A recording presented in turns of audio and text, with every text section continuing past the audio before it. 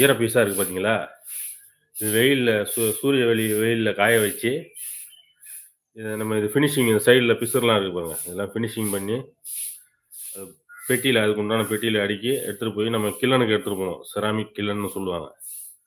அங்க எடுத்துட்டு போய் ஒரு 1150 டிகிரி செல்சியஸ் 1150 டிகிரி செல்சியஸ் டெம்பரேச்சர்ல வந்து ஃபயரிங் பண்ணுவாங்க. ஃபயரிங் பண்ணி அது கன்டினியூஸ் கில்லர்ன்னு சொல்லுவாங்க. ஒரு உள்ள ஒரு 24 கார் நிக்கும். அந்த 24 காரு அந்த இன்னைக்கு காலையில உள்ள போச்சுன்னா, நாளைக்கு காலையில தான் வெளில வரும். ஏன்னா ஒரு காருக்கும் 1 மணி நேரம் டெம்பரேச்சர் ஃபயரிங் பண்றதுக்கு உண்டான டெம்பரேச்சர் குடுக்கணும் அது. ஃபயரிங் பண்ணி வெளில வரும். வெளில வந்ததுன்னா, உங்களுக்கு வந்து இந்த மாரி ஸ்ட்ராங் பீஸா மாறிடும் அது. நல்லா ஸ்ட்ராங்கா இருக்கு பாருங்க. இந்த மாரி ஸ்ட்ராங்கா மாறும் அது. உங்களுக்கு நல்ல திடமா இருக்கும். சீக்கிரம் உடையாது.